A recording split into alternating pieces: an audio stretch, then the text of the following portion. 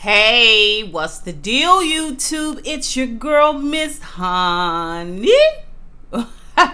Welcome back to the channel, you guys. Shout out to Really Be TV, who gave me my new hook, Miss Honey. Okay, and you guys check out Really Be TV. When you're out there, she does P Valley reviews and a whole host of reality TV reviews. You guys also check out TSF Entertainment occasionally. Along with Really Be TV, I do a P Valley podcast / panel on Sundays. Of course, I won't be there this Sunday. It's 4th of July weekend. It's also my dad's birthday.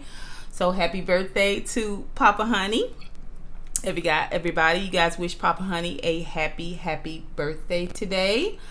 But we are here to do P Valley, the review for P Valley. This is episode 5 of P Valley, and it is entitled White Nights. I encourage you guys to go out there and look at TSF Entertainment because it is an opportunity for you guys live in real time to come out and talk a little bit about the show and the nuances of the show and all of the dirty details of the show over there, typically on Sundays, you guys. So check out TSF Entertainment. Tom, Sam, Ford Entertainment, you guys. Okay, so listen.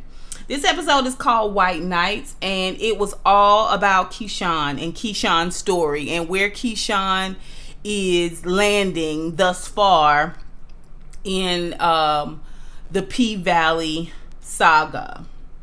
Last week's episode was so good. I thank each and every one of you who got down in the comments, who dropped into IG, into my DMs to talk about the show, as well as Twitter to talk about the show, you guys. And of course, the comments, I cannot say enough about how much you guys really engage with me in the comments. And I try to be here for every moment of it because I love this show. So thank you guys so much for all of your comments, compliments, encouragement, so on and so forth. You guys know I do P Valley. I do really all of my reviews a little bit differently from everyone else. They're typically not just 30 minutes. They're a little bit longer. This whole montage is the reason why, but also because I go deep down into details about each show that I review. I get into it, okay? And today is no different. We are going to talk a little bit more about Keyshawn. The episode opens with a montage from season 1, bringing us forward into season 2, all the way up to episode 4 of season 2, all about Keyshawn and what's going on with Keyshawn. Now, most of us who are P Valley fans know a little bit about Keyshawn. We know she had her last baby. She's got 2 babies in total. She had her last baby in last season, and not only was Uncle Clifford and everybody at the Pank was supporting Keyshawn. She would bring her baby to work and they would take turns holding the baby when she had to go out and dance, rocking the baby sleep, making sure the baby was cool. Uncle Clifford was very instrumental in that. He was a very strong caregiver to Keyshawn as well as her youngest baby. We did not know about this second baby. We didn't see the second baby, the first baby that she had, as much in season 1, but we're seeing a lot of the first baby here now in episode 2. All right. So has anybody caught the names of her children yet? Has anybody, you guys, if you have, put it down below. But so far, we're going to go with first baby and second baby for right now, for all I know, right? So we get an opening montage of all the things that pertain to Keyshawn, aka Mississippi, thus far. And we learn a lot about what's going on. Uncle Clifford is narrating this episode, which I thought was a very nice touch. And on top of it being a very nice touch, Uncle Clifford did a great job executing and elocuting the elocution of it all, this episode, narrating. He did a very good job, and he did it all audibly. It was almost like he was the fairy godmother following along in her story. So they take us back to at first we see, like I said, an opening montage, and we learn that there is a Legends Ball, and this Legends Ball is for strippers, notable strippers. We get to see a lot of notable names: Jessica Dime, as well as Miami Tip, and one other person, and the star of the moment, which is Jocelyn Hernandez. These are the fairy strip mothers for Keyshawn, and Jocelyn Hernandez is her fairy strip mother for sure. It's someone that she looks up to in terms of tenacity as well as the dance game. But Keyshawn holds her own crown in this whole strip game, right? She is a formidable stripper. She's a beautiful girl. She's a beautiful body. She has a great dance aesthetic. And the crowd responds to it both in person as well as online. Keyshawn is nothing to snuff at. And in the words of Waldy, she may be naive and she may be ambitious, but she ain't dumb and she ain't stupid, okay? So she's getting to participate, she's getting a highlight in this Legends Ball for strippers. And it is a beautiful moment for Keyshawn. She gets an opportunity to possibly get her own wig line, lace front line, which she's super excited about because the demographic for lace fronts is much larger than the demographics for lashes or just about anything else. And we're going to hear her articulate that a little bit later on in this episode. So Uncle Clifford takes us back to where it all started, because we hear her make some reference when she learns about this lace front line and she gets a couple of sample wigs.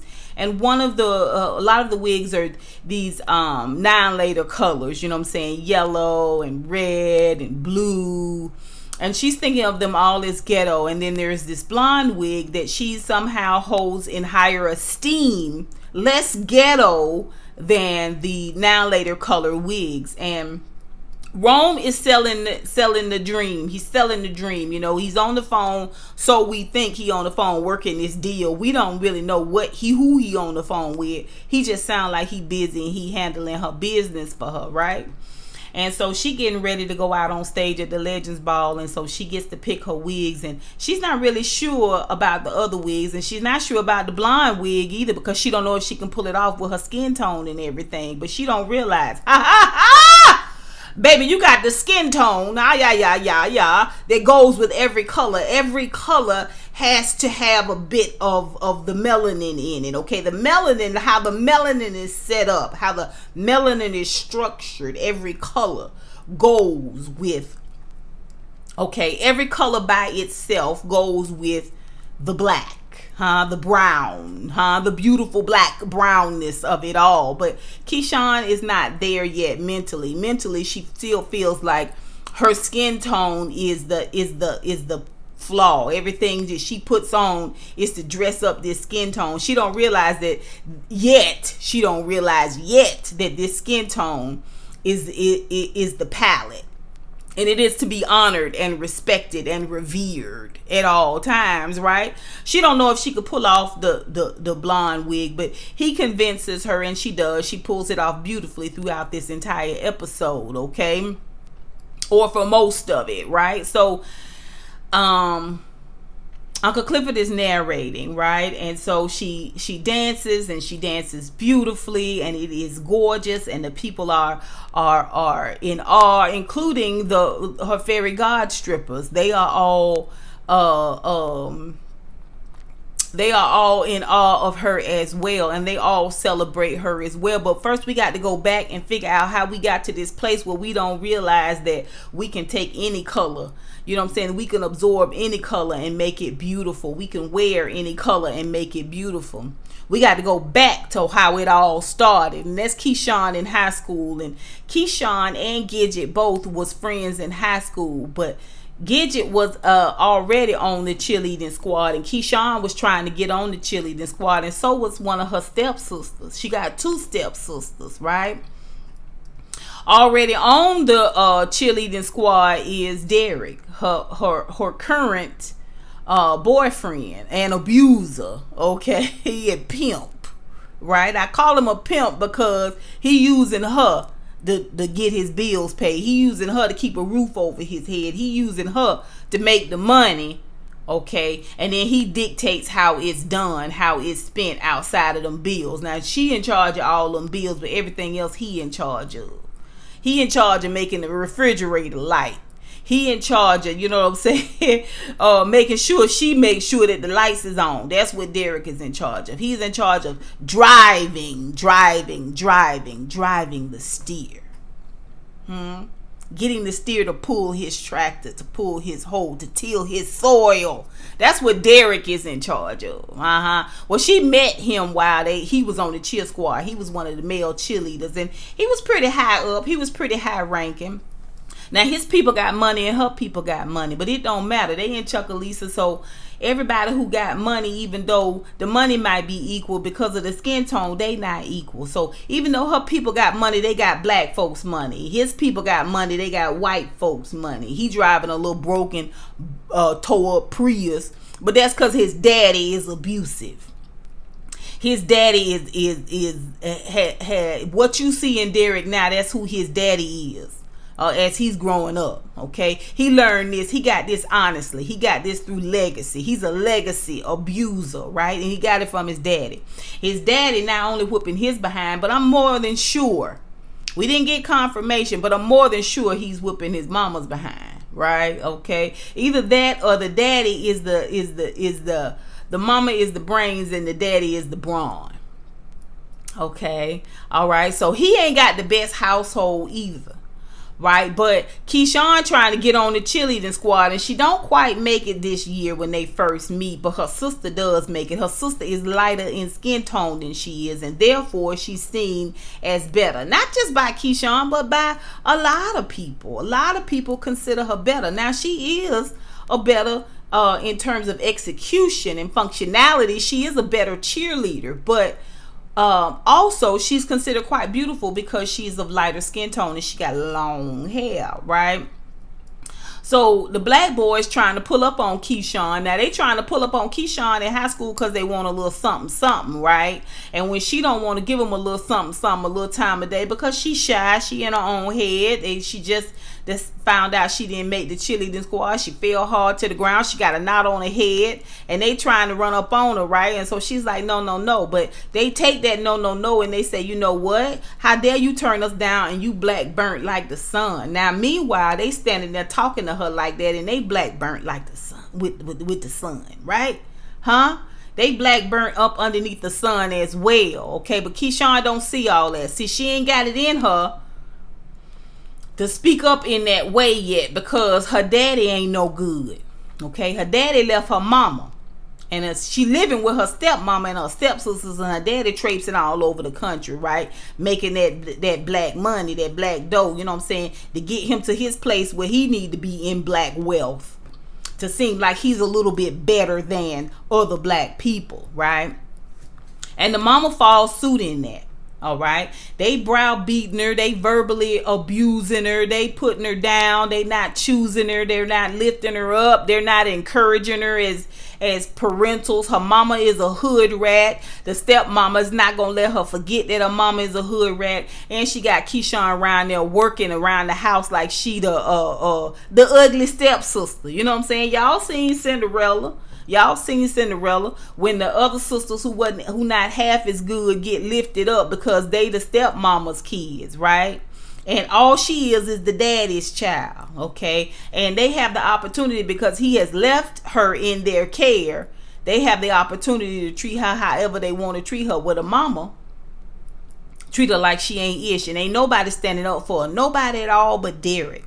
When he hear these men talking to her any old kind of way, these boys talking to her any old kind of way and calling her out of her name because she dark skinned and all this other stuff, he stands up for her and ends up mollywopping the three boys that was talking to her any old kind of way. He mollywops them, and Keyshawn automatically sees him as a white knight. See, this is white knight, okay, with a K, K-N-I-G-H-T, white knight, okay. All right, because he was the one that swooped in to save her. She had no idea that he was saving her from the devil that she knows.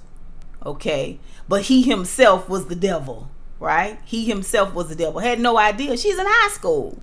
Okay, there is a Christmas function coming up, and there's two events. One happens in the black schools and one happens in the white schools, right? The white people want to separate their kids from the black kids, right? So they got their own event, right? Derek is constantly popping up on Keyshawn in her weakest moments and her most downtrodden moments, and finding a way to lift her up. He himself still at this time in high school has no idea who he wants to be. He just knows he's got, this championship coming up for cheerleading, and he's hoping he's going to do his very, very best. He ends up picking Keyshawn up on the way home. It's raining. He gonna take her home, and they stop by the soda shop and get some cheese fries. Okay, at Hattie's, somebody's cafe. Whose mother happens to work there? Okay, that's Patrice Woodbine. This was back before Patrice Woodbine was the dragon that we know. Now, she the dragon back then, but we didn't know that dragon back then. Still a dragon, but we didn't know that dragon. We only know the Patrice Woodbine dragon that we have now. We get to see a little glimpse of Patrice Woodbine back then. She's a waitress in this place, this soda shop. So they go in there, and she knows he has a bruise on his eye, and he attributes it to the fight, but no, he doesn't. He attributes it to a cheerleading accident. She finds a little bit later on that it's because his daddy be beating on him. Okay, so the sisters get invited to the get together, the black Christmas function, and she's around there cleaning up and taking pictures. Her daddy there. She noticed a little uncomfortableness between her daddy and one of her sisters, one of her stepsisters. She noticed that the stepsister don't really want the daddy to touch her at all. Don't want him to lean up on her, to kiss on her forehead, nothing. She makes a note of it, but she puts a pin in it, but she don't really know at this time. But she is standing there in her house clothes and stuff, cleaning up the dining room table and all this stuff, and eating a bowl of cereal, and they taking pictures. And he don't want them all to be in the picture. He just want him, his wife, and their children to be in the picture. He want Keyshawn to take the picture. That's when she noticed these little nuances between the stepdaughter and her daddy. Okay, but who at the door? Is Derek. Derek decided his parents be darned, his race be darned. He like Keyshawn. He like what he see in Keyshawn. Okay, and he decides that he is going to invite her. He comes in dressed to the nines, and he brings her a dress and some shoes and all of that. Baby, when I tell you she busted hard and got up them stairs and found a way to get in that dress. Now that dress is just a teeny bit too small, but baby, when I tell you, you will find a way to get up in it. You will get up in it, and she looked beautiful. This royal blue gown with a royal blue fur cover up, just a little quarter length, a little capelet type situation, all royal blue, and she puts these beautiful ringlets of curls in her hair. It's gorgeous. We do get to see some interaction between Gidget. Even then, Gidget was in the trailer park. She was always with the black kids because she was poor. They don't really have a lot of race difference. We only seeing now where poor. Now I won't even say now, but one thing that makes us equal in a lot of ways is financial. I will say that. So she's trailer park. Gidget is trailer park. So her and actually Gidget family got more money. Keyshawn family got more money than Gidget family. All right, but because she not accepted with the white folks because they hoity-toity, she hang with the black folks, right? You just sit with that for a minute. The poorest of the white folks can hang with us. We accept them. We love them. We take them in. They're not even accepted by their own people. But when push come to shove, will they speak for you? Will they speak for your race? I'm just saying. I'm just saying. Let's move forward. Okay. So they go to this beautiful white function. He take her to the white function, not the black function, but the white function. He take her to the white function, and his mama is eyeballing him. All the white folks eyeballing him. What is you doing? But Keyshawn is a beautiful, beautiful diamond. Huh? Whoo! Baby, when I tell you she brought so much class and beauty to that function. Huh? All they had was mayonnaise, just vanilla, just beige. She popped in like a beautiful blue diamond, a sapphire, huh? Okay. Amongst a cloudy bunch of cubic zirconians, all right? They hated it, but Derek loved every minute of it. Later on that night, they end up making love. Okay, when she get home late from curfew, she trying to sneak in, but her stepmama downstairs smoking out. Stepmama done gave her what for. She don't never miss an opportunity to put Keyshawn down, to talk about Keyshawn, to talk about Keyshawn mama, to talk about how her daddy loved her, the stepmama, more than she loved Keyshawn mama, and also loved more than he loved Keyshawn. Attributes it all to skin tone, attributes it all to hair texture, you know what I'm saying, attributes it all to choice. He chose us over y'all, basic. Never lets her forget it. But she's sitting there and she in tears because the man she been waiting on for weeks to come home has come home just enough to take pictures with his new favorite girl, which is his daughter, disgusting, her stepsister. And he off to do something else with somebody else. See, you got to be real careful when you take a man from somebody else, because her headache is now your headache. Huh? You didn't see everything. You didn't see all she was putting up with. So you decided you was going to take her man, and now you're going to take her man and that money, and you're going to be at the pinnacle. You think you at the pinnacle, but he still don't love you. He's still mistreating you just like he mistreated her. He's still cheating on you like he cheated on her with you.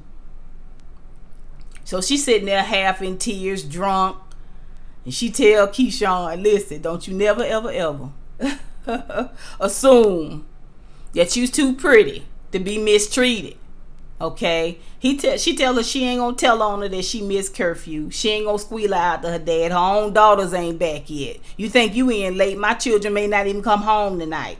And your daddy out in the street with another woman. She goes easy on her, but she does give her that little bit of advice. Guard yourself, huh? Every white knight that comes riding up, right, is not your savior. Sometimes you being saved by the person that's going to hold you captive, that'll kill you in your sleep, that'll beat your children and bludgeon you in the living room of the house that you pay mortgage on. Anyway, Keyshawn done ended up pregnant from prom night, basically. They done got together in the car. That's why she late for curfew, and she done got pregnant. Now she done decided she gonna leave. Her daddy give her a duplex to live in, right? Bought and paid for the house they living in now. Her daddy gave them.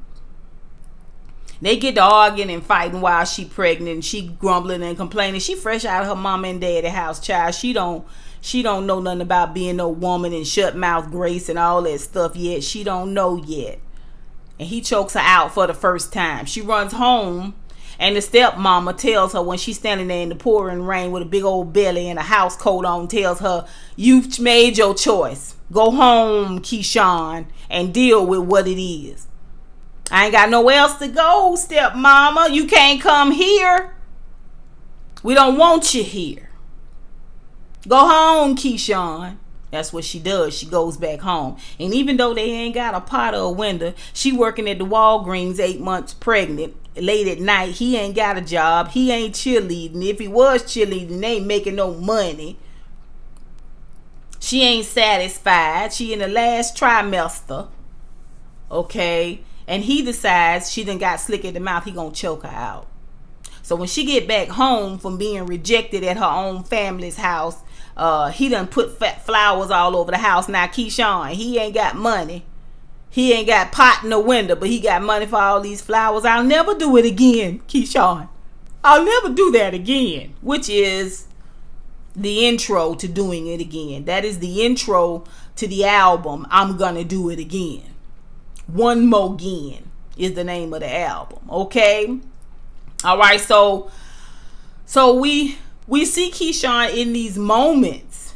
We see how her skewed sense of value has been formed and shaped by how her father treated her, and who she perceived to be her savior from people who look just like her, who the same skin tone as her. They all told her, you're not good enough, you're not good enough. But Derek never said those things. See, but Derek is a broken, wounded bird as well. Okay, he is a victim, and what he did in turn was picked another victim, right? And for a while they seemed like they were two ships in the night. They seemed like they were a very similar background, but truth be told, they can never be equal in that way, because he will always be perceived to seem better because of his whiteness. Not just in the world's eyes, but also in Keyshawn's eyes. This is what has been drilled in her. Okay, this is why she not sure if the blonde wig gonna fit her with her skin tone. This is why she can look at a poster of herself promoting her lashes, and she thinks, is it the right skin tone? This is why. This is why she has the little night story with her baby, and she talks about two sisters and the beauty of one sister and the ugliness of the other sister, and what that ugliness looks like in her eyes. This is why. She has been bred to think she is just not good enough because of skin tone, because of stature, because of place. Right? Okay, so they're in the thick of things. Still not married, but they have a home that her father has given her, and she is working every day to take care of it, and he is sinking deeper and deeper and deeper into his own insecurities. All right, that's pretty much Keyshawn's past.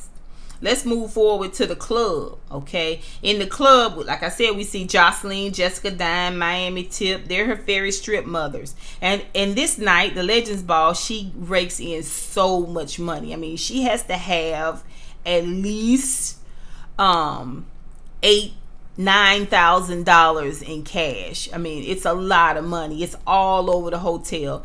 She's already gotten invited. She's gotten a key to come into Jocelyn's suite after everything is over. She's gonna go back to the hotel, her and Rome, and get changed. And she's in the joint suite now, Rome's suite. And he's giving out keys to everybody to let them know that there's a party, and he's gotten them all suites. Now, they not invited to Jocelyn's party because he don't want them to embarrass him at Jocelyn's party. But if you can invite anybody to Jocelyn's party, it's this group of people, because Jocelyn is as ghetto as they come. Okay, it is what it is, right?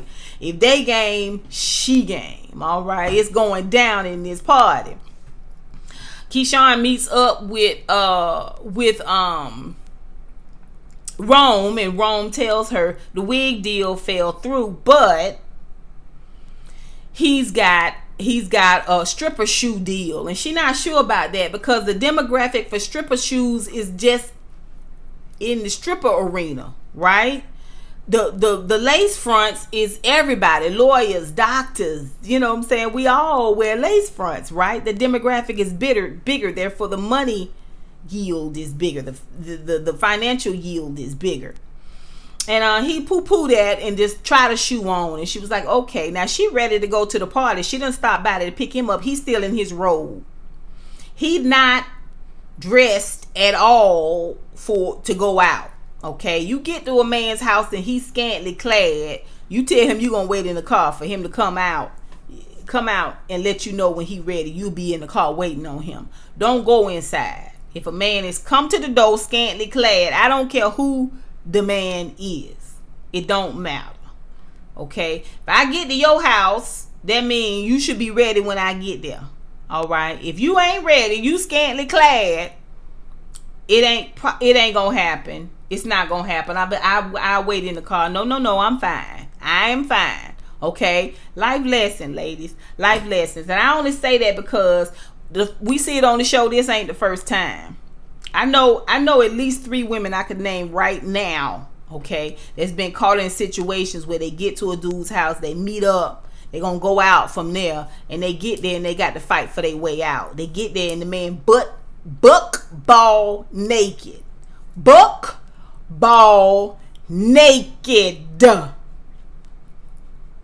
All right. But she get there in the robe. He said, let me go and get dressed.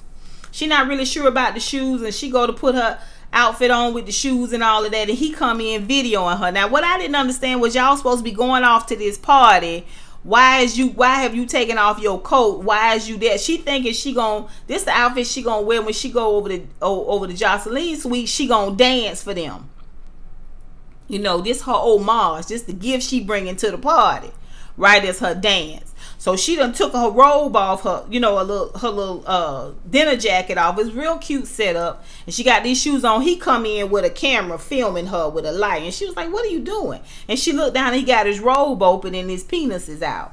And she said, "You are hanging out." He said, "You are hanging out." And he said, "Oh, come on, is it so bad? You know, I was just taking a little video, you know what I'm saying, for the gram." And she was like, "I don't understand it." And the energy is off. She knows it.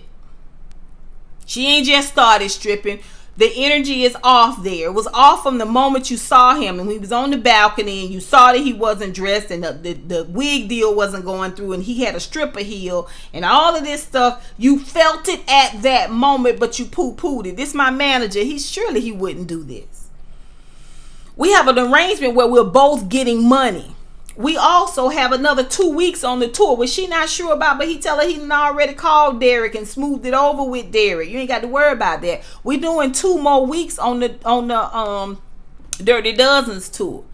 And she not sure about that. She got to get home. He was like, nah, don't worry about all that. And meanwhile, he handsy, pushing up on her. Like I said, the energy is off. And she telling him, listen, no, absolutely not. Unequivocally, no.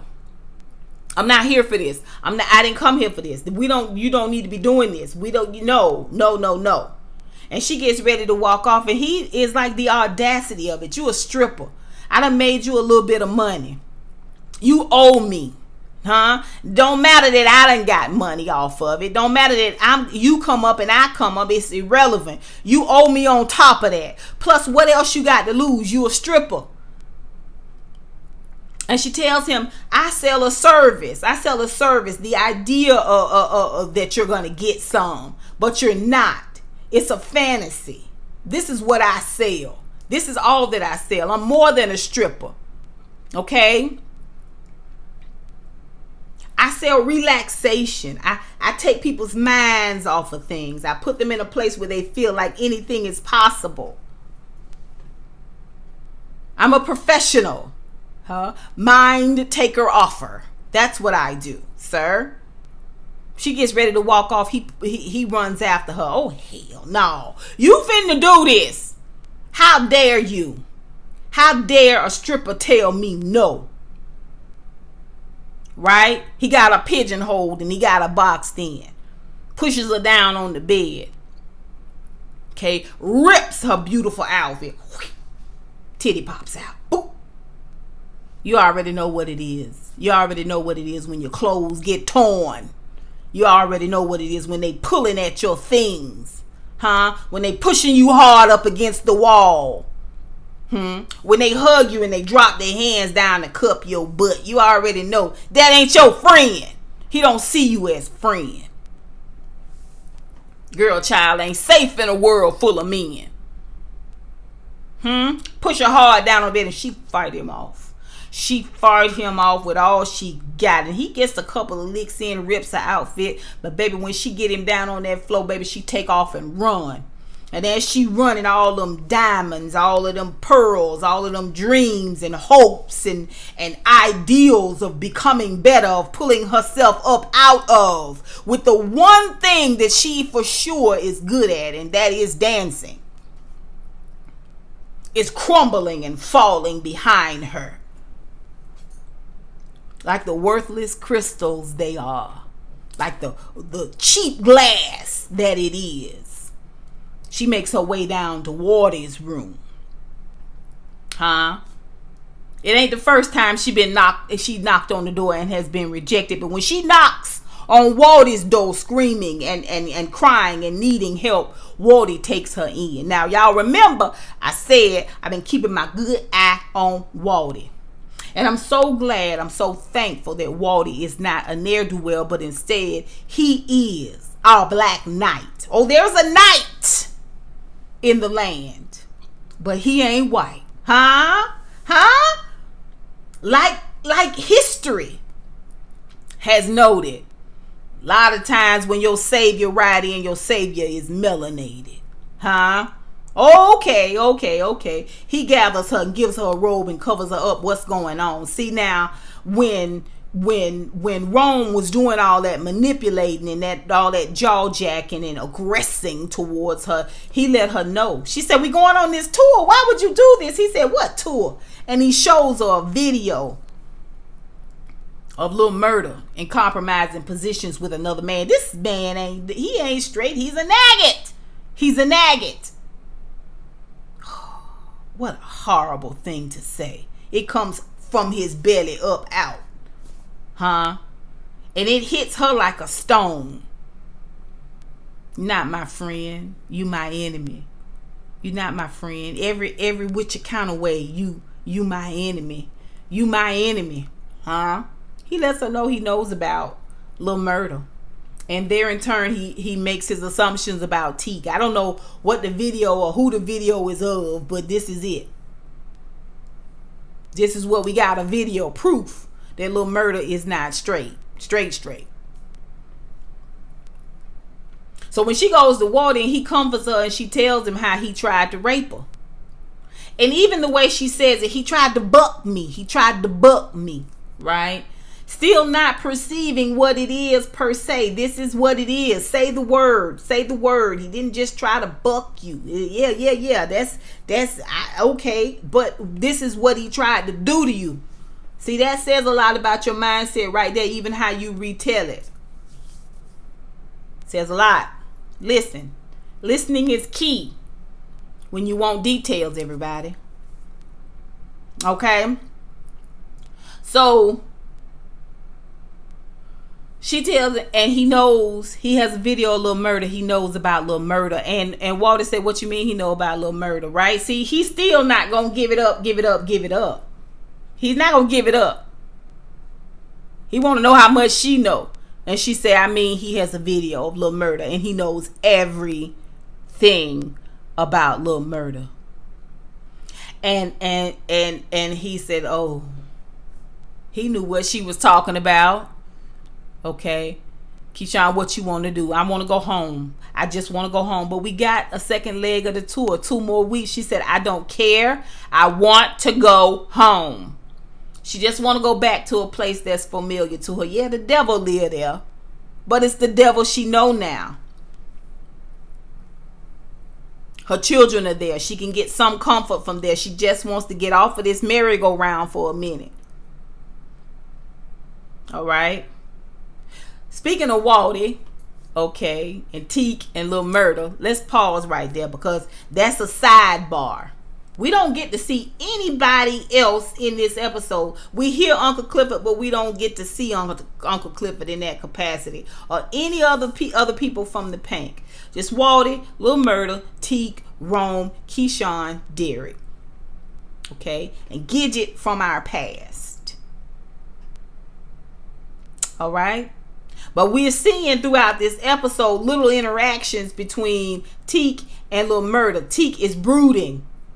Now, before he was brooding over the civil unrest in the country, but now he's brooding over the civil unrest in the country as well as the fact that Lil Murda possibly has someone else that he cares for outside of him.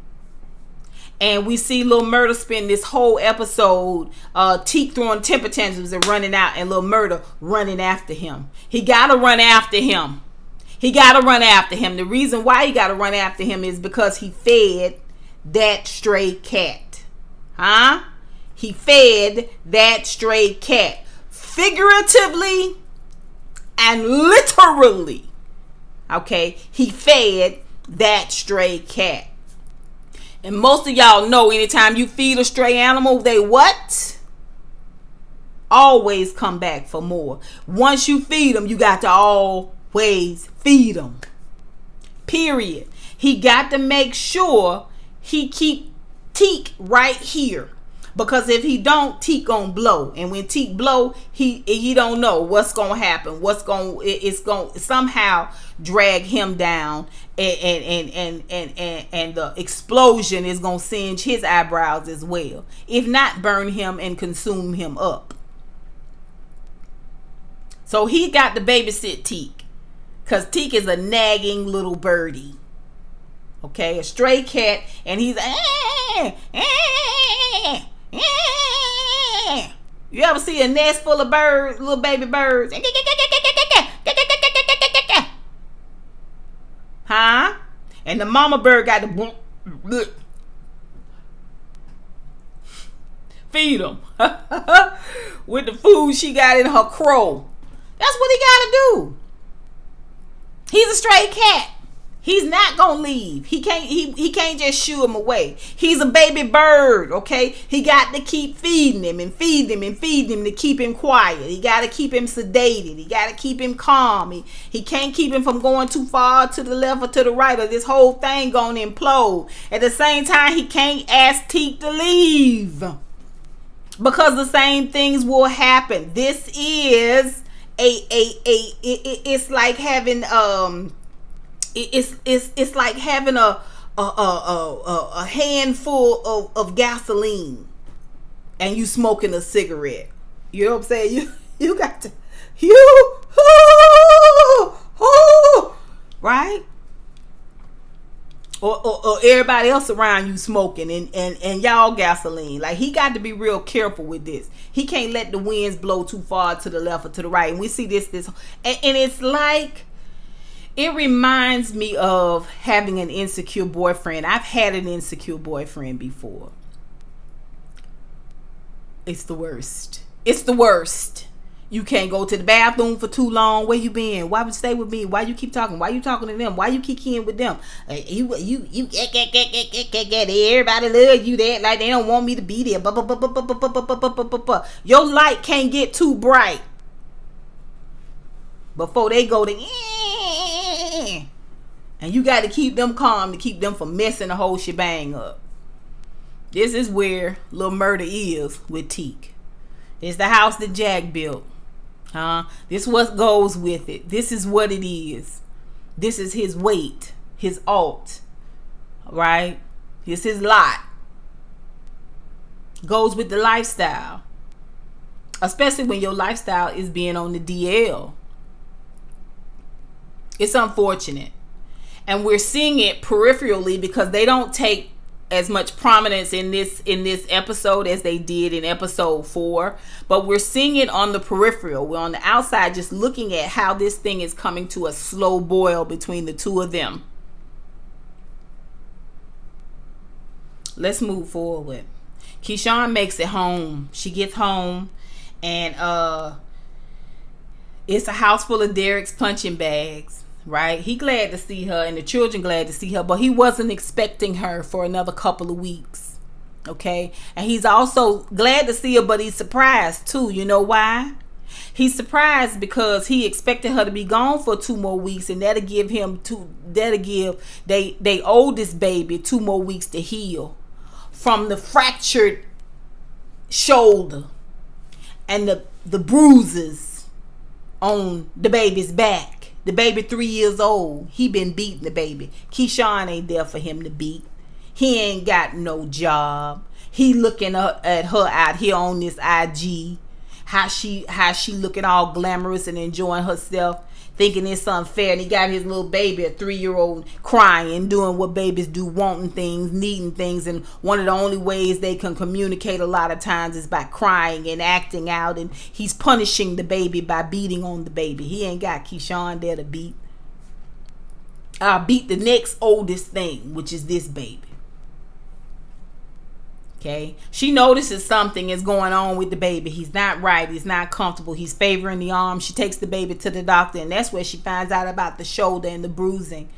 And she gets home and puts the baby down and gets the baby rested. And the other baby's in there sleeping. She tells him, He tells her, I'm glad you back. He says, I'm glad you back because I got an interview. He ironing his shirt and putting his shirt on. She said, you haven't asked me what's going on with our oldest baby. What's wrong with him?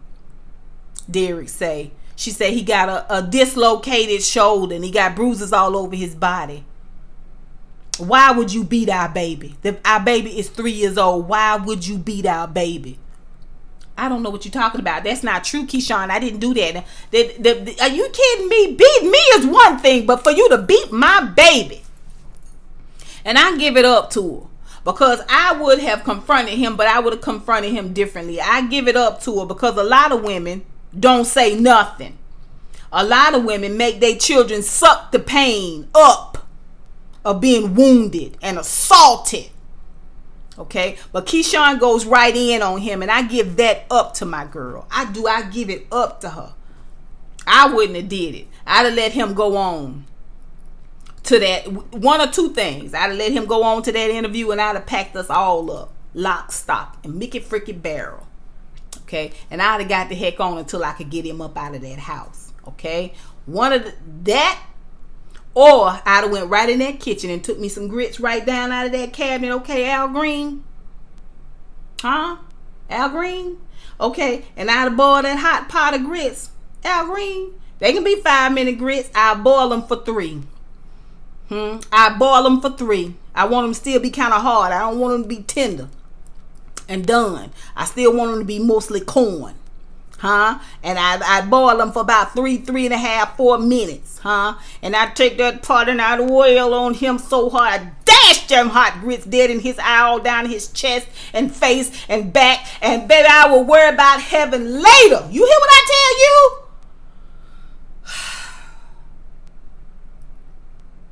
Not that it's something I thought about.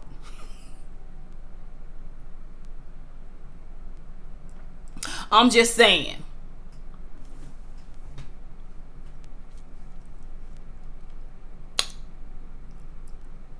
Of course, she confronts him. Of course, she tells him it's not going to happen. You're not going to do that. You're not going to beat my baby. That's not what's going to go on, okay? I'm not having it. And he was like, let it go, Keyshawn. And she said, I'm not going to let it go. He is 3 years old, Derek. And voila!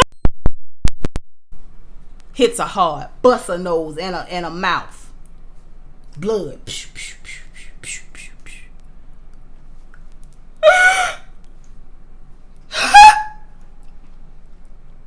Told you to let it go, Keyshawn.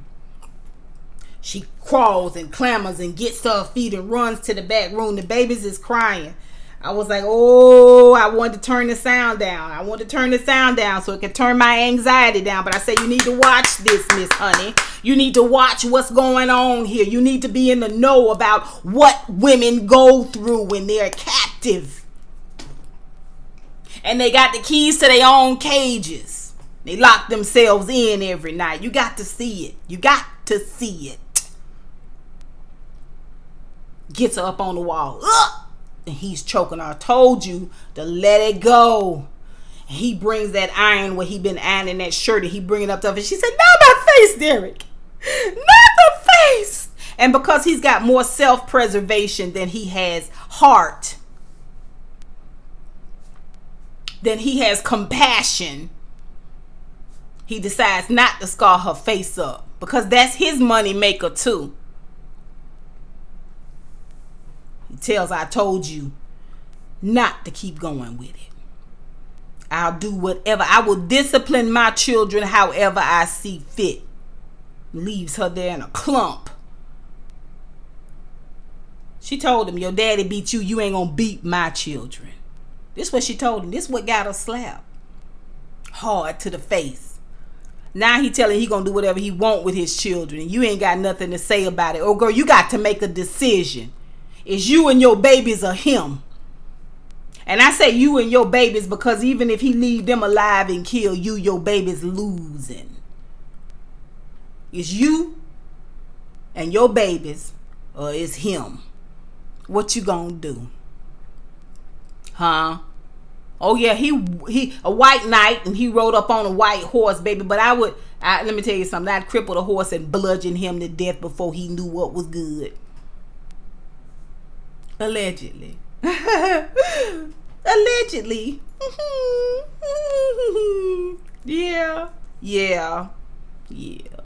So Keyshawn in a battle for her life and her children's life at her own house. But let's go back to Rome, because you would think that Rome has gotten away with a couple of things, right? Like Rome is feeling himself. He high on that cocaine. I'm in love with the cocoa.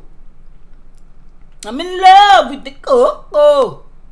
Huh? Keyshawn in love with the cocaine, and so is Rome. Two different devils, but devils nonetheless. Rome got a full drug sex orgy party going on in his suite. It's humping and bumping and thumping everywhere, right? And in come Waldy. Looking taller, stronger, sexier than I've ever seen Waldy look before. Oh yes! Miss Honey wanted Waldy in this episode. I said, you best get in there. You better ride in, baby, and show her what a hero look like.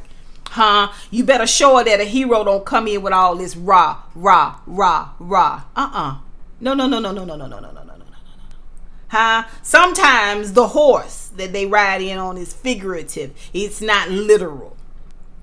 Okay? Sometimes they look quiet and small and insignificant when deep down inside they are a roaring lion that'll bite your face off. Oh! Walter say, let me talk to you for a minute. Okay, they go to the back. I want to talk to you about the tour and how we gonna go forward without Keyshawn, and what about Little Murder, and Rome is like, bump Little Murder. He give him a little, Walter give him a little vial or something sweet. Come on, let's talk. Okay, and when he lay it all out, it's kind of rocky. It look like rock salt. You know what I'm saying? Kosher. You know what I'm saying? It ain't a fine powder. He look at it, look at Walter, and he say, why don't you hit a line? And Walter put his hand down and hit that line. But he pulled cocaine, because it's already cocaine down there. He pulled cocaine. He leave what he brought for Rome. And Rome was like, I see you hit a party. Bump Little Murder. Bump that ninja. It's plenty ninjas out there. Or we can make Little Murder go open up for somebody. He just ain't got it. He ain't got that talent. He ain't that dude. Like, he ain't the one. And Walter was like, I don't know about that, man. And he counter. And then what about Keyshawn? Bump Keyshawn. We can get somebody to replace Keyshawn too. Hoes is a dime a dozen. And so is wannabe rappers. Trap rappers. Goes down and hits that line. Ooh. Yeah. Bump them. Screw them. Okay. We can replace them in a heartbeat. I got hoes lined up waiting to work for me. Yada yada. Voodoo, voodoo. Walter was like, let me ask you something. And listen, what happened with Keyshawn? Why didn't she want and Rome is, whew, that's some good. Ooh, that's some good stuff. I don't know.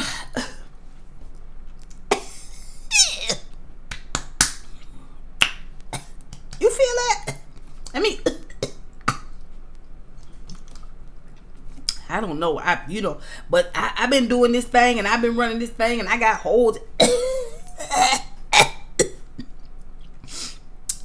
Something ain't right. You just ate. And Walter starts to talk to him. Say, see, I've been thinking, huh? I hear you got a video. Video? I don't know. What? Yeah, Keyshawn told me everything about how you tried to violate her, huh? The graper, huh? And how you had a video of Little Murder, huh? Nope.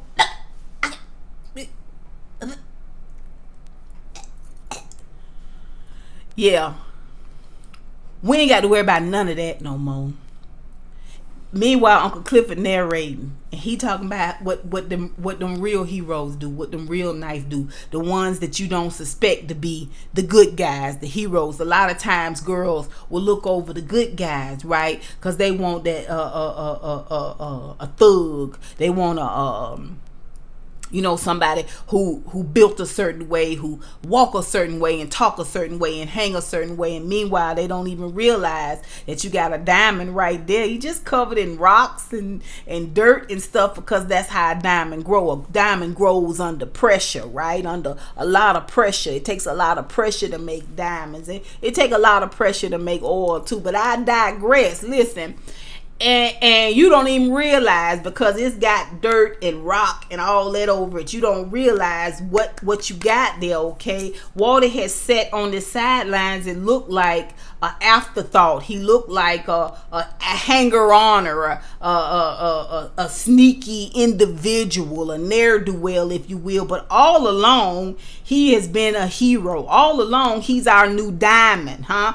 Diamond did it out loud and out front, but Walter likes to collect his intel, and he likes to move in silence. And then as everybody is running in the room and gathering around this ODing pile of poop, Walter is walking out like, boom, handled, done. Okay, what you bet they do them next 2 weeks? What you bet Keyshawn come back on the road and Walter managing all of them? What you bet? Huh? What you bet? Walter, the whole time he choking, Walter telling them about death and dying. He said, "Don't worry, you can't talk, but I'll tell it for you.